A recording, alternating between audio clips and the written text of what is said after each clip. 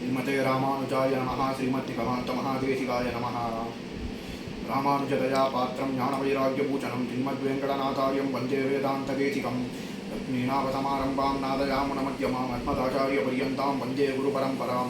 यो नित्यमच्युतपदाम्बुजयुग्मरुक्मव्यामोहतस्तवितराणि तृणाय मेनेः। अस्मद्गुरोर्भगवतोस्य दयैकसिन्धोः रामानुजस्य चरणौ शरणं प्रपद्ये। मातापिता युवदयस्तनया विभूति सर्वमेनयमदेन मतन्वयानाम् आद्यत्तनकुलपतोर्बकुलाभिरामं श्रीमत्तदङ्घ्रियुगलं प्रणमामि मूर्ध्नाः। भूतं तरत्तमकदात्वयपट्टनाथ श्रीभक्तिसारकुलशेखर योगिवाहान् भक्ताङ्गिरेणुपरकालेदीन्द्रमिष्टान् श्रीमत्पराङ्कुशमुनिं प्रणतोऽस्मि नित्यम्। என்னுயிர் தந்தளித்தவரை சரணம் புக்கு யானடைவே அவர் குருக்கள் நிறை வணங்கி இன்னொருளால் பெரும்பூதூர் வந்தவள்ளல் பெரிய நம்பி ஆள வந்தார் மணக்கால் நம்பி நன்னறியை அவர் குறைத்த உய்ய கொண்டார் நாதமுனி சடகோபன் தேனை நாதன் இன்னமுத திருமகள் என்று வரை முன்னிட்டு எம்பெருமான் திருவடிகள் அடைகின்றேனே. யத்பதாம் பூருஹத்யான வித்வக்தாசேஷ கல்மஷः வஸ்துதாமுபயாதோஹம் யாமுனேயம் நமாமிதம். परं ब्रह्मैवाज्ञं ब्रह्मपरिगतं तत्संसरति परोत्पातालीडं विवसाशुभस्यास्पदमिदं कृतिन्यायाभेतं जगति विततं मोहनमिदं तमो येनोपास्तं चहि अपास्तं तहि विजयते यामुनमुनिः.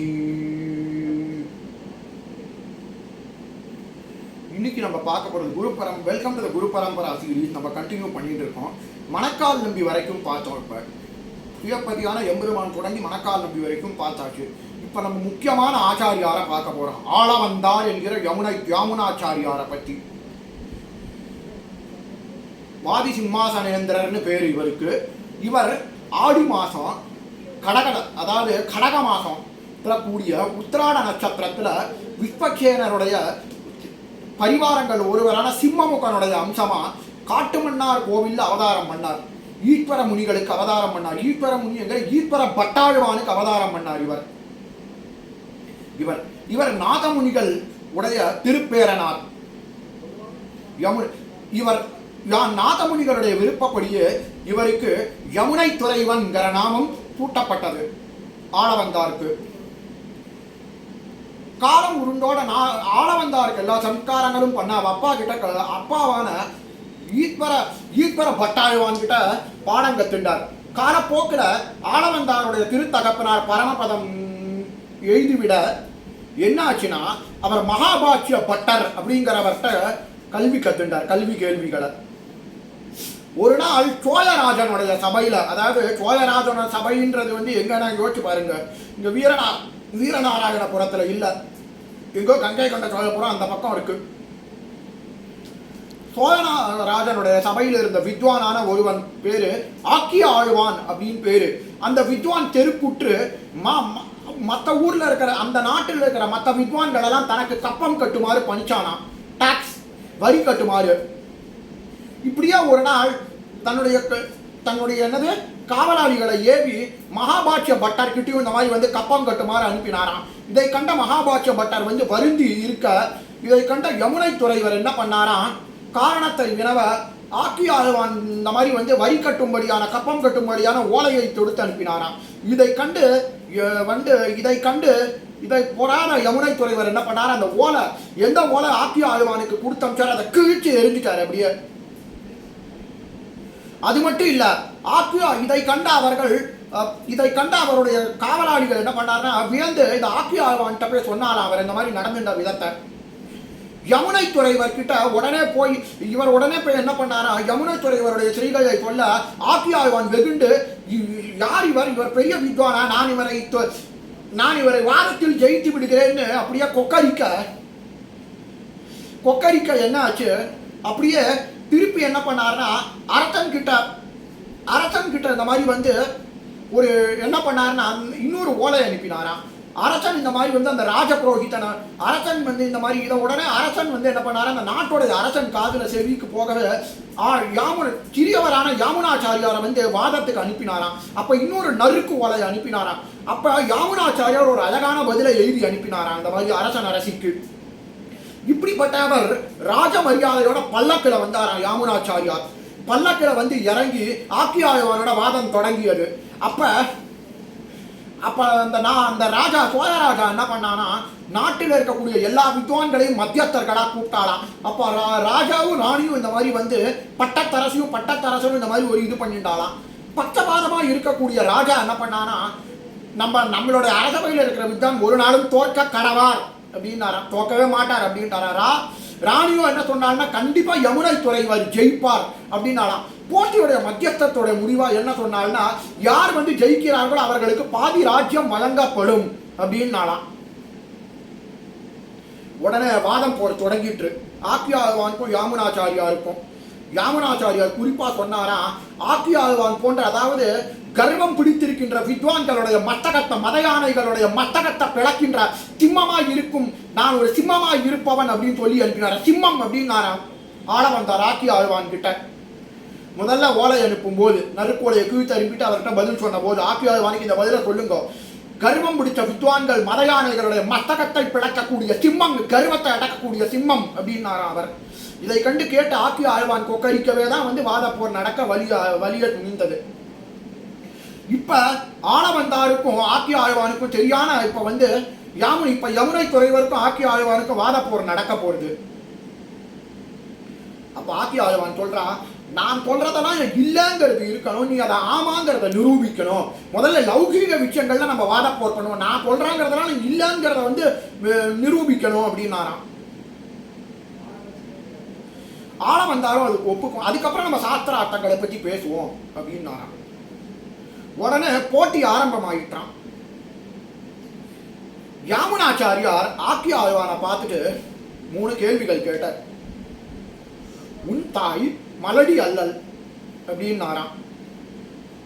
முதல் வாக்கியம் உன் தாய் மலடி அல்லல். 2வது வாக்கியம், இந்த ராஜா லோகத்துக்கே சக்கரவர்த்தி அல்லன்னு இருக்கணும். இந்த ராஜா லோகத்துக்கே சக்கரவர்த்தி, இந்த ராஜான்றவன் வந்து லோகத்துக்கு சக்கரவர்த்தி, நாட்டுக்கு சக்கரவர்த்தி. அரசி பதிவிரதை அல்லல்னு சொல்லணும் அப்படின்னாராம். இந்த 3 வாக்கியங்களை அவர் அழகா சம்ஸ்கிருதத்தில் சொன்னார். இப்ப ஆக்கியாழ்வானுக்கு இதுக்கு பதில் சொல்ல முடியாம விழிச்சாராம்.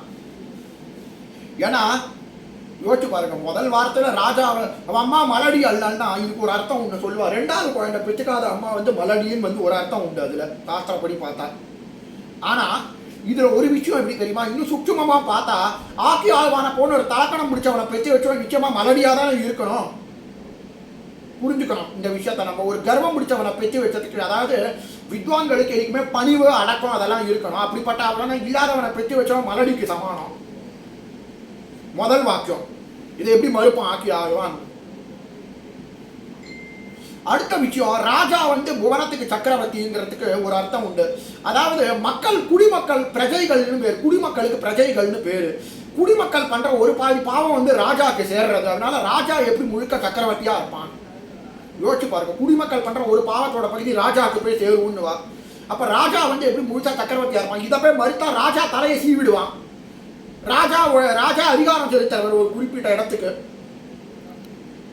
அப்ப போயிட்டு ராஜா வந்து நீங்க வந்து பெரிய சக்கரவர்த்தியே இல்லை அப்படின்னு சொன்னா ராஜா தலையை சீவிடுவான். ராஜா கோபத்துக்கு ஆளாக நேரிட்டா என்ன ஆகும், தலையை சீவிட நேரிடும் சொல்லிட்டு ஆக்கியாழ்வான் அதுக்கும் பதில் சொல்ல முடியல. ஏன்னா ராஜா கோபத்துக்கு ஆளாக நேரிடும். ராஜா சும்மாவா இருப்பான் இதை கேட்டா.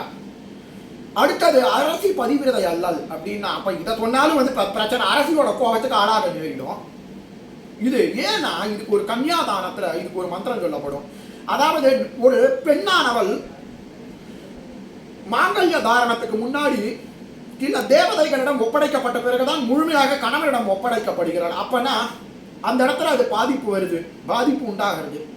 அதனால அரசி பதிவிரதை அல்லலுங்கிறது இதுக்கு பதிவாகிறது, அர்த்தம் உண்டாகிறது. அதாவது இப்ப கல்யாணத்துல லாஜஹோமம்னு ஒண்ணு பண்ணுவாங்க குறிப்பா.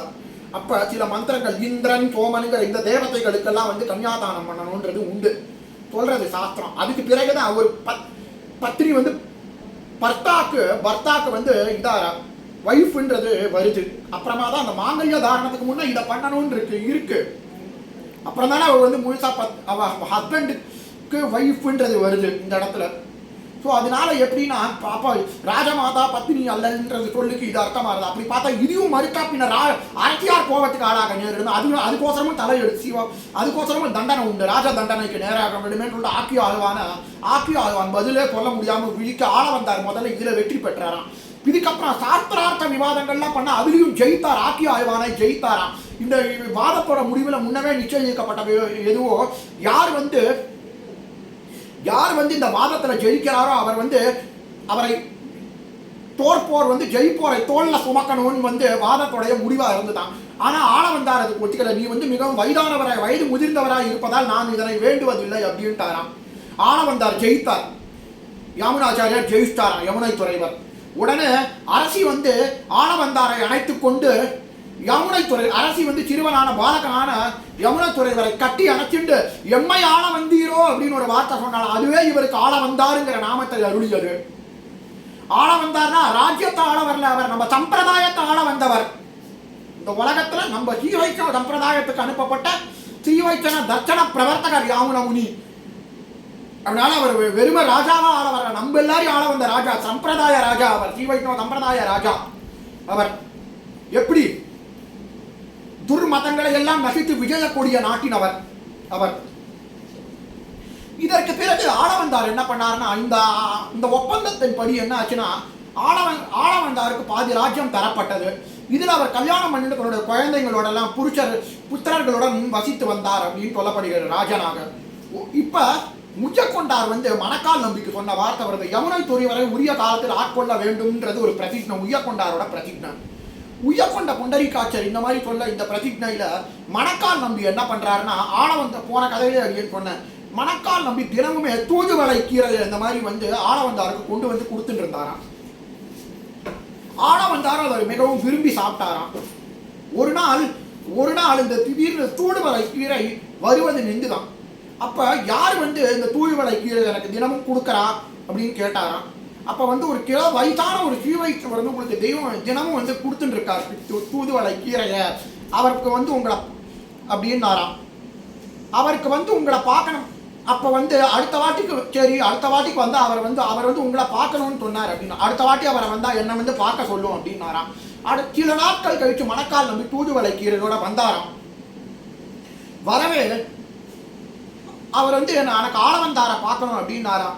ராஜ புரோகிதர்கள் உடனே அவரை உள்ளே அனுப்பினார். ஆளவந்தாரை இவர் பார்த்தாராம். நான் இதை விட ஒரு மிகப்பெரிய இதுதான் நிதின்னு நினைச்சு நான் உங்களுக்கு மிகப்பெரிய நிதி உன் பாட்டனாரை வைத்து போன நிதியை உம்மிடம் தருவதற்கு வந்துள்ளேன் அப்படின்னாராம்.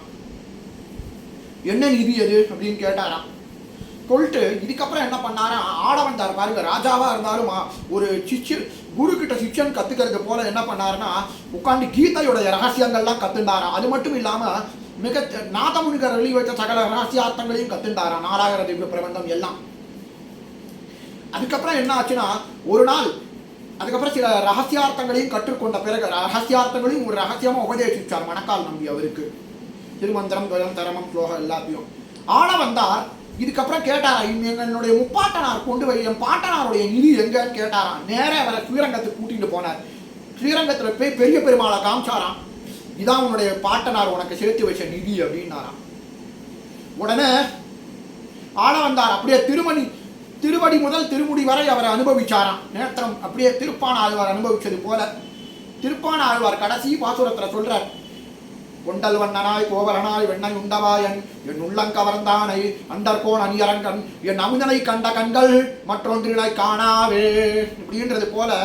அவ்வளவுதான் பார்த்தது, இதுவரைக்கும் பார்த்தவெல்லாம் பௌதீகம். இனி பார்த்தது மிகப்பெரிய நிதி. ரங்கநாதன் தான் நிதி. என் அமுதனை இவர் தான் அமுது எப்பொழுதும் இருக்கக்கூடியவர். நம் பாணநாதர் சொன்ன நிதி. உடனே என்ன பண்ணார், ஆளவந்தார் அரச பதவியை துறந்தார், ஏற்றார், சன்னியாசம் ஏத்துட்டார் ஆளவந்தார். இதுக்கப்புறம் ஆளவந்தார் என்ன பண்ணார், சன்னியாசம் ஏத்துட்டத பிறகு ஆளவந்தாருக்கு 24 சிஷ்யர்கள் இருந்தாளா மொத்தம். அதுல குறிப்பாக யார் யார் மிக முக்கிய சிஷ்யர்கள் அப்படின்னு நம்ம பார்ப்போம். ஆளவந்தாருக்கு முக்கியமா தெய்வவாரி ஆண்டான், தெய்வத்துக்கரசு, அவருடைய புத்திரர்கள் 4. அதுல தெய்வத்துக்கரசு நம்பி, தொட்டை நம்பி, இதுக்கப்புறம் வேற யாரு, திருவரங்க பெருமாள் அரையர், தெய்வவாரி ஆண்டான். இவா 4 பேர் ஆளவந்தாரோட திருக்குமாரர்கள். அதுல திருவரங்க பெருமாள் அரையர் ரொம்ப ரொம்ப முக்கியமானவர். அதுக்கப்புறம் மாரன்னேர் நம்பி, வானமாமலை தேவி ஆண்டான், திருக்கொண்டி அம்மங்கார் இப்படின்னு பல பேர் அவருக்கு சிஷ்யரா இருந்தாராம். திருமோகூர் தாசர், திருமோகூர் ஆழ்வான் இப்படின்னு பல பேர் சிஷ்யரா இருந்தாராம் இவருக்கு. அவளை குறிப்பா ராமானுஜருடைய பஞ்ச குருக்கள ஆளவந்தாருடைய சிஷ்யர்கள் தான் ராமானுஜருடைய குருக்களா இருந்தார். அதுல யார் யாருன்னா குறிப்பாக திருக்கோட்டியூர் நம்பி, பெரிய நம்பி, பெரிய திருமலை நம்பி, திருவரங்க பெருமாள் அரையர், இவ எல்லாரும் அவருக்கு குரு. அதாவது யார் யாரு? முதல்ல பெரிய திருமலை நம்பி, இவர் ராமானுஜரோட தாய் மாமா. இவருக்கு ராமாயண ஆளவந்தார் இவருக்கு கட்டளையிடுறார், நீ ராமாயணத்துடைய விசேஷார்த்தங்களை இவருக்கு சொல்லிக் கொடும் அப்படின்னு. திருவரங்க பெருமாள் அரையர்கிட்ட பிரபந்தத்துடைய விசேஷார்த்தங்களை எல்லாம் சொல்லிக் கொடுக்கும்படி நியமனம் பண்ணாராம் தன்னுடைய புத்திரரான திருவரங்க பெருமாள் அரையர்கிட்ட. அடுத்தது திருமாலை ஆண்டான் கிட்ட பகவத் விஷயங்களை எல்லாம், பகவத் விஷயத்தை ராமானுஜருக்கு கற்றுக் கொடுக்கும்படி நியமனம் பண்ணாராம். திருமாலை ஆண்டான் பகவத் விஷயம். திருக்கோட்டியூர் நம்பி துவயம் சரம ஸ்லோகம் இது ரெண்டுத்தையும் திருக்கோட்டியூர் நம்பிக்கிட்ட உபதேசம் வாங்கிட்டார். அப்புறம் பெரிய நம்பிகள்லாம் இவருக்கு சமாஷ்டம் பண்ண ஆச்சாரியன், பூர்ணாச்சாரிய சமாஷ்டய. அது மட்டும் இல்லாம திருக்கட்சி நம்பிகள், பான் பெருமாள் திருக்கட்சி நம்பிகள் இவா எல்லாரும் இவருடைய சிஷ்யரா இருந்தாலாம். உருப்பட்டூர் நங்கை இவா எல்லாரும் கூட அவருடைய சிஷ்யர். ஆளவந்தாருக்கு 24 முதலிகள் சிஷ்யர்களா ஆசிரியித்தார்கள் அப்படின்னு வருகிறது ஸ்ரீ வைஷ்ணவத்துல. பிறகு ஒரு நாள் ஆளவந்தார் என்ன பண்ணாரா, தன்னுடைய நாதமுனிகளுடைய சிஷ்யரான திருக்குறுகை காவலப்பன் கிட்ட யோக ரகசியத்தை பயின்றுக்கிறதுக்கு போனாராம். அப்போ ஒரு நாள் இந்த பாசுரம் கெடுமிடராயன எல்லாம் கேசவான் நம்மாழ்வார் அருளி செய்த பாசுரம் அங்கே அரையர் ஸ்ரீரங்கத்துல ராப்பட் உற்சவம் நடந்துட்டு இருக்கு, அரையர் அபிநயம் பண்ணி சேவிச்சுட்டு இருக்க. அப்ப என்ன பண்றாரு, ஆளவந்தாருக்கு இந்த பாசுரம் ஞாபகார்த்தமாகவே வரவே நேரம் என்ன பண்றாருன்னா திருவனந்தபுரத்துக்கு போறாரா அனந்த பத்மநாபனை சேவிக்க. அனந்த பத்மநாபனுடைய பாசுரம் சேவிக்கிறப்பதான் இன்னைக்கு திருக்குறுகை காவலப்பன் கிட்ட அவர் வர சொல்லிருவார், நம்ம யோக ரகசியம் கத்துக்கணும்னு சொல்லிட்டு என்ன பண்ணாரா, நேரம் என்ன பண்ணார், இங்கேயும் நடந்து வந்துட்டாராம். நடந்து வந்த போது திருக்குறுகை காவலப்பன் அதற்குள் எம்பெருமானை நினைத்துக் கொண்டு பரமபதித்து விட்டார். அவனால ஆளவந்தாருக்கு யோக ரகசியம் கிடைக்கவில்லை, கிடைக்காமலே போய்விட்டது. ஆனாலும் கூட ஒரு விசேஷம் பாருங்களா, ஆளவந்தார் இதற்கு முன்பு திருக்குறுகை காவலப்பன் கிட்ட யோக ரகசியம் கத்துக்கிறதுக்கு போனாராம். இப்ப கத்துக்கிறதுக்கு போகும்போது எப்படின்னா ஒரு வினய பாவத்தோட போனாராம். ஆளவந்தார் தன்னுடைய ஸ்தோத்திர ரத்னத்துல சொல்றாராம், தான் மிகவும் தாழ்ந்தவன் அப்படின்னு அதெல்லாம் சொல்றாரு, எனக்கு ஒன்றும் தெரியாது, நீதான் எனக்கு சொல்ல வேண்டும் எல்லாம் அப்படிங்கிறாராம். அப்ப போகும்போது திருக்குறுகை காவலப்பன் கிட்ட எப்படி தன்னை சொல்லிட்டார்னா, நான் நாதமுனிகளுடைய பேரன் தொட்டை குளத்திலிருந்து வந்திருக்கிறேன் அப்படிங்கிறார் அவர். அப்ப திருக்குறுகை காவலப்பன் கண்ணை திறந்து பார்க்கிறார், பக்தியோக நிஷ்டமா இருக்கிற திருக்குறுகை காவலப்பன். அதாவது எப்பொழுதுமே பெருமாளும் தாயாரும் அவளை ஈஸியா கூட பெருமாள் தாயாரோட முகத்தை கூட அவளை பார்க்க மாட்டாராம். திருக்குறுகை காவலப்பன் மகிழ்ச்சியோட பார்த்துட்டு இருக்கிற பிராட்டியாரோட திருமுகத்தை பார்க்க கூட அவ்வளவா பார்க்காத ஸ்ரீமன் நாராயணன் இன்னைக்கு என்ன இப்படி என்னையே பார்த்துட்டு இருக்கிற அந்த ஸ்ரீமன் நாராயணன் இன்னைக்கு என்ன இன்னைக்கு பார்க்காத கீழே தள்ளின காரணம் என்னன்னு பார்த்தா, ஓஹோ அப்பன்னா யூகிச்சுட்டார், தொட்டை குளத்திலிருந்து ஒருவர் வந்திருக்கிறார். யார் வந்திருக்கிறார்னா நாதமுனிகள் திருப்பேரனார் வந்திருக்கேன்னு வினயபாவத்தோட அடக்கமோட பதில் சொன்னாராம் இவர். அப்படின்னா நாராயணனுக்கு நாதமுனிகள் மேல எவ்வளவு ஈடுபாடுங்கிறத பாருங்க. பெருமாளுக்கு பிராட்டியார் கூட அவ்வளவு ஈடுபாடோட பார்க்க மாட்டார், ஆனா நாதமுனிகள் மேல எவ்வளவு ஈடுபாடு பாருங்க அந்த தொட்டை குளத்தினர் மீது அவருக்கு. ஒரு க்ஷணம் திருக்குறுகை காவலப்பனையே அன்னைக்கு கண் திறந்து பார்க்க வச்சார் பெருமாள். இதுக்கப்புறம் இன்னொரு நாள் வாரும்னு அந்த யோக ரகசியம் சொல்லி அப்பதான் கெடுமிடராயன எல்லாம் கேசவாங்கிற பதிகம் அப்ப அவர் திருவனந்தபுரம் கிளம்பி வரும்போது அன்னைக்குதான் திருக்குறுகை காவலப்பன் யோக ரகசியத்துக்கு வர சொல்லி இருந்த நாள்ன்ற இந்த நிதியை கற்க போன நேரத்துல இவரை பரமபதித்து விட்டார். ஒரு புஷ்பக விமானம் இருந்தாலேன்ற ஆளவந்தார், புஷ்பக விமானம் இருந்தா ஈஸி கேட்டுன்னு இருக்கலாம் உடனே, அப்படியே ஃபிளைட் ஈஸி, அது ஒரு ஃபிளைட் மாதிரி ஈஸியா போய் பறந்து போய் நம்ம கேட்டுன்னு வந்திருக்கலாம் அந்த ரகசியத்தை. ஆனா அதுவும் எம்பெருமானோட லீலை தான். இனி பிரபத்தியோக நிஷ்டைக்கு இப்ப முக்கியமானது என்னன்னா, இப்ப ஆளவந்தார் டைம்ல தான் எம்பெருமானாரும் அவதரித்தார். அந்த டைம்ல எப்படின்னா ஆளவந்தார் இதுக்கப்புறம் ஸ்ரீரங்கத்துல ராஜ்யம் ஆண்டு கொண்டு இருந்தார்னு சொல்லப்படுகிறது. ஸ்ரீரங்கத்துல தான் அவருடைய இது இருந்தது மனம். அப்ப எம்பெருமானார் அவதரித்தார். எம்பெருமானார் அவதரிக்க என்ன பண்ணார்னா, எம்பெருமானார் ஆளவந்தார் இவரை கண்டு ஒரு நாள் ஆளவந்தார் காஞ்சிபுரத்துக்கு வந்திருந்தாராம் தேவபெருமாளை மங்களாசாசனம் பண்ண. அப்ப என்ன பண்ணார், தேவபெருமாளை மங்களாசாசனம் பண்ணார். அப்ப எம்பெருமானார் அப்ப யாதவ பிரகாசர்கிட்ட பாடம் படிச்சுட்டு இருந்தாராம். யாதவ பிரகாசரிடம் கல்வி கற்றுக் கொண்டிருந்தார். அப்ப யாதவ பிரகாசர் கோஷ்டியோட வரதர் கோவில்ல எம்பெருமானார் இளையாழ்வாரான எம்பெருமானார் போகும்போது அப்ப யார் இந்த கோஷ்டியில இளையாழ்வார திருக்கட்சி நம்பிகளை பார்த்து கேட்டாராம், திருக்கட்சி நம்பிகள் சொன்னாராம், இதோ நெடுந்து துயர்ந்த சிவந்த திருமேனி உடையவர் தான் அந்த எம்பர், இவர் தான் இளையாழ்வார் அப்படின்னாராம். உடனே ஆம் முதல்வன் இவன் அப்படின்னு அவரை கடாட்சம் பண்ணார். அடுத்தது நம்ம சம்பிரதாயத்தை வந்து நிர்வகிக்கக்கூடிய தகுதி பெற்றவர் இவரே, இவர் தான் நம்மளோட தர்சன ஸ்தாபகர் அப்படின்னாராம்.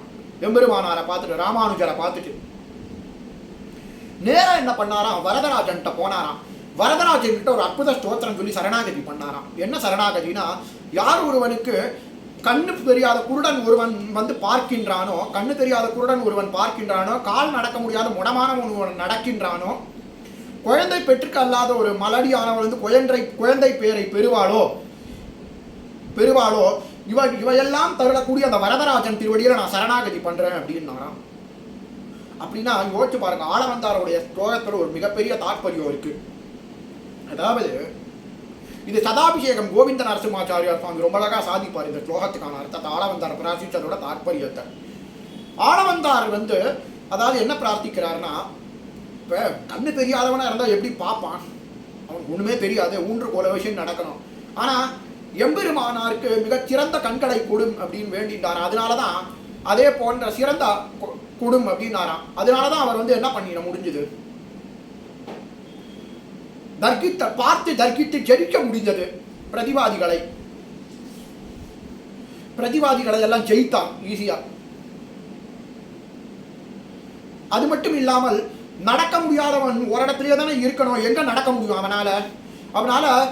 ஆனா எம்பெருமானாருக்கு என்ன பண்ணார்னா, இவர் நடந்து போகணும். அவர் என்ன பண்ணார், பாரதம் முழுக்க திக்விஜய யாத்திரை பண்ணார். சாரதா பீடம் காஷ்மீர் வரைக்கும் போயிட்டு திக்விஜய யாத்திரை பண்ணார். காஷ்மீர்ல இருந்து கன்னியாகுமரி வரைக்கும் எம்பெருமானார் திக்விஜய யாத்திரை பண்ணார். இதை வந்து பட்டர் தன்னுடைய ரங்கராஜஸ்தவம் முதல் ஸ்ரீரங்கம் கரிசைலம் அஞ்சனகிரின்னு ஆரம்பிக்கிறார், தாட்சயாத்ரி சிம்மாசலவுன்னு ஆரம்பிக்கிறார். எம்பெருமானார் தர்சனம் பண்ண சேத்திரங்கள் எல்லாத்தையும் சொல்றார் அவர்.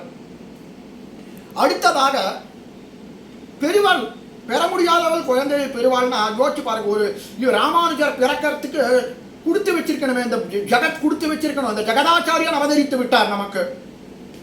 இனி நம்மாழ்வார் சொன்ன பொலிக பாசுரம் பலித்து விட்டது. எம்பெருமானார் வந்தவிலிருந்து இந்த பாசுரம் மூலமா இதாயிடுச்சு. இதனால இதன் மூன்றும் கை, அதாவது என்ன சொல்ற, கை முடமா இருக்கிறவன் கூட வந்து எப்படி எழுத முடியாது கை. அப்ப அந்த கைன்றது வந்து என்னது, இந்த கை நல்லா இருந்தா தான் எழுத முடியும். கை முடமா இருக்கிறவனுக்கு எப்படி எழுத முடியும் கை? அத போல கை. அதனாலதான் எம்பெருமானார் அற்புத கிரந்தங்களை ஏற்றினார், 9 நவரத்ன கிரந்தங்களை. அப்ப இதற்கு எம்பெருமானாருக்கு இத்தனை கடாட்சங்கள் வாய்ச்சதுக்கு ஆளவந்தாருடைய பிரார்த்தனையே காரணம். தன்னுடைய ஸ்தோத்திரங்கள்ல தன்னுடைய குறிப்பா தன்னுடைய கிரந்தங்களையும் தன் மானசீகமா ஆளவந்தார குருவா ஏத்துன்றதுக்கும் இத்தனையும் அவர் ராமானுஜர் மிகப்பெரிய ஜகத் குருவா திகழ்ந்ததுக்கு ஆளவந்தாருடைய அனுகிரகமே காரணம். அப்பவும் ஆளவந்தாருடைய அனுகிரகம் அவருக்கு பரிபூர்ண கடாட்சமா இருந்தது. இவனாதான் குறிப்பா எம்பெருமானார் என்ன பண்றாருன்னா, தன்னுடைய 2 கிரந்தங்கள்ல ஆளவந்தார தியானிக்கிறார். குறிப்பா முதல் கிரந்தகமான வேதார்த்த சங்கிரகத்துல முதல் மந்திரத்தை சொல்லி தியானிக்கிறார். பரம் பிரம்மை வாக்ஞம் பிரமபரிகதம் தத் சம்சரதி பரோத்பாதாலீடம் விவச அசுபத்யா அஸ்பதமிதம் துதிஞாயா பேதம் ஜகதி விததம் மோகனமிதம் தமோயேனோபாத்தம் தஹி விஜயதே யாமுன முனிஹி அப்படிங்கிறார். அதாவது குறிப்பா ஆளவந்தார் இந்த துர்மதங்களை நிரசனம் செய்தார் என்று வருகிறது. பரம் பிரம்மை வாக்ஞம் பிரமபரிகதம், இது முதல்ல சங்கர மதஸ்தர்களுடைய, இது முதல்ல இந்த பாக்ய குத்திருச்சி மதங்களை எல்லாம் நிரசனம் பண்ணார் அவர்.